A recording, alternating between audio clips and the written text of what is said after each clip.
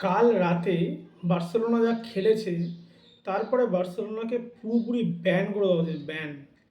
মানে ইউসিএল এর নাঙ্গিয়াত ছিল কালকে, আর বার্সেলোনা ন্যাংটা করে নাচিয়েছে নিউক্যাসল ইউনাইটেডকে। খেলার স্কোর লাইন ছিল 7-2। তো ম্যাচটা কিন্তু ওরকম হয় নাই। ম্যাচটা কালকে কালকে একটা ম্যাচে দুটো ম্যাচ হয়েছে, দুটো ম্যাচ হয়েছে। ফার্স্ট হাফ একরকম গেছে, সেকেন্ড হাফ একরকম গেছে। আপনারা যদি ফার্স্ট হাফ দেখেন তাহলে দেখতে পাবেন এটা কমপ্লিট গেম, কমপ্লিট আলাদা ডাইমেনশনে খেলা হচ্ছে। সেকেন্ড হাফে অন্যদিকে চলে এসেছি, অন্য ডাইমেনশনে খেলা শুরু হয়ে গেছে।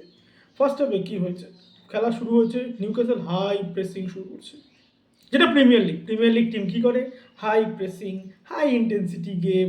ওরকমই প্রেসিং চলছে, হাই প্রেসিং করবো, হাই ইন্টেন্সিটি। প্রিমিয়ার লিগে প্রতিটা গেমই তাই চলে, তাই করছে।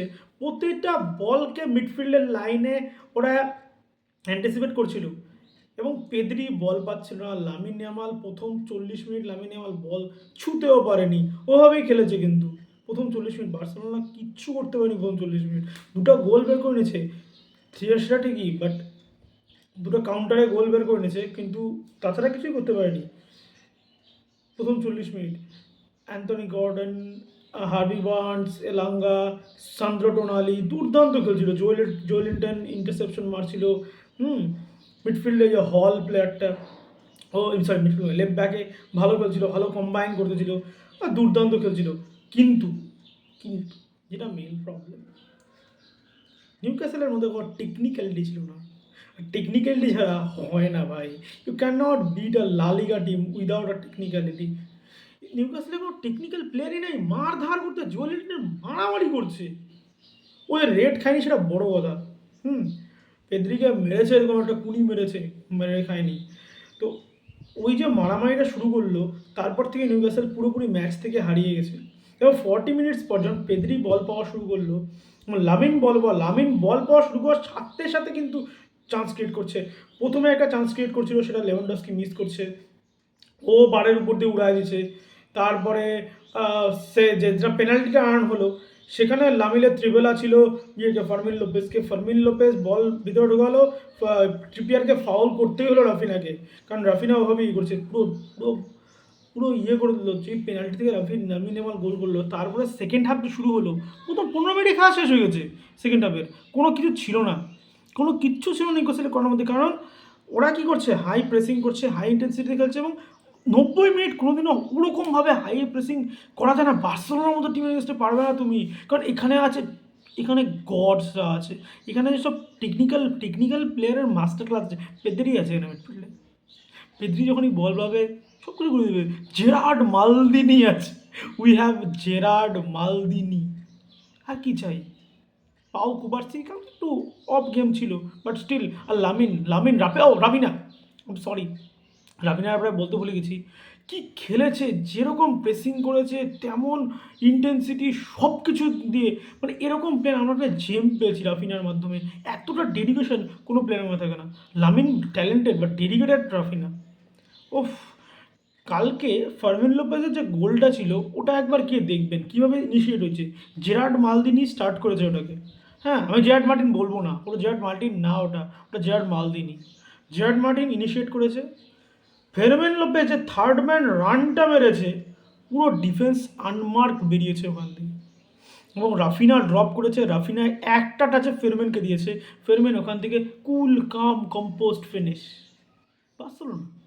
তারপরে লেভানডস্কির যে সেকেন্ড গোলটা ছিল, লামিনের বডি ফেইন্ট, জাস্ট বডি ফেইন্টে মিডফিল্ডকে বিট করেছে, মিডফিল্ড লাইন করে ভিতরে এসে বডি ফেইন্টে মিডফিল্ড লাইনকে বিট করে গোল।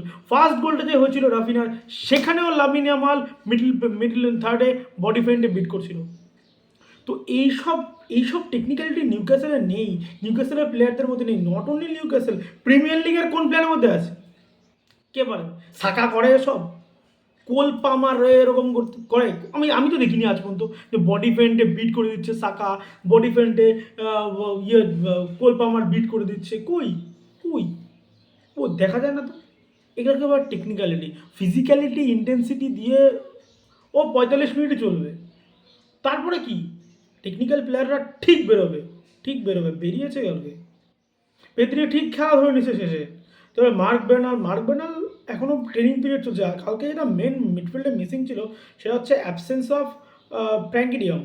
প্র্যাঙ্কিডিয়াম যদি থাকতো এত স্পেস পেতোই না নিউক্যাসল। মার্ক বার্নালের তো ট্রেনিং পিরিয়ড চলছে, তো 18 বছর বয়স, টিনেজার ভাই এখনও। তো ঠিক আছে, ভালো খেলেছে, দুর্দান্ত খেলেছে, গোল মেরেছে সেট পিসে। নিউক্যাসলের মতো একটা লম্বা টিম, ওই যে লম্বা লম্বা ডিফেন্ডার মুস্ট্যান্ডে খাড়া করে রাখছে ওখানে ওরা, তাদের মধ্যে দুটা সেট পিস গোল আনছে। আরাউহো প্রায় গোল করে দিচ্ছিল নেমেই, তিনটা কর্নার ওই ওই পিরিয়ডে আর করেছে, এবং আরাউহো প্রতিটা উইন করেছে। আরাউহো কালকে দুর্দান্ত খেলেছে ভাই, আরাউহো সম্পর্কে কিছু বলবি না, he is doing come backs. তারপরে লেভানডস্কি একটা মেরেছে, ও আঙ্কাল, আঙ্কাল ওকে দেখাই দিছে যে he is aging like a fine wine. Second গোলটা তো পিওর পিওর নাম্বার 9-এর গেম গোল হয়েছে। ফার্স্ট গোলটা দুর্দান্ত হেড মেরেছে রাফিনার থেকে অ্যাসিস্টে। রাফিনা তো ওকে 10/10, একদম 10/10 পারফরমেন্স। লামিন ইয়ামালও দুর্দান্ত। ফার্মিন লোপেজ, ভাই কি প্লেয়ার, কি প্লেয়ার! চ্যাম্পিয়ন্স লিগের এই সিজনে 6টা গোল হয়ে গেল অলরেডি, 9 ম্যাচে 6টা গোল। তো we are thankful to have players like this. All the players are absolutely technical. Pau Kubarsi, Joe Cancelo is doing well. কালকে আরেকটা জিনিস মিসিং ছিল, এরিক গার্সিয়াকে কেন বসিয়ে দিল আমি জানি না। হঠাৎ 21 মিনিটে ইনজুরি আছে কি না আমি বলতে পারবো না, দেখা যাবে পরে। এরিক গার্সিয়ার অনুপস্থিতিটা একটু প্রবলেম করেছে কালকে। এরিক গার্সিয়া থাকতো আরও কিছুক্ষণ, আরও একটু ভালো হতো। আরাউখো চেষ্টা করেছে, বাট আরাউখো সেই ট্রেড নেই, সেই ততটা টেকনিক্যাল না যতটা এরিক গার্সিয়া টেকনিক্যাল। তো দিন শেষে এটাই বলবো যে প্রিমিয়ার লিগ যতই ফিজিক্যাল হোক, যদি কিছু হোক, লালিগা টিমের কাছে টেকনিক্যালি এখনও মার খাবে। এবং এই চ্যাম্পিয়ন্স লিগ জুড়ে সেটা দেখা গেলো, ম্যান সিটি মার খেয়েছে, স্পার্স তো, স্পার্স নিয়ে তো ডিসকাসই করা উচিত না, ওদের চ্যাম্পিয়ন্স লিগ টু চ্যাম্পিয়নশিপ হবে ওদের জার্নি চলছে। হ্যাঁ, তো এরপরে এরা মার খেলো নিউক্যাসল, শুধু চেলসি মার খেলো, শুধু আর্সেনাল পড়ে আছে।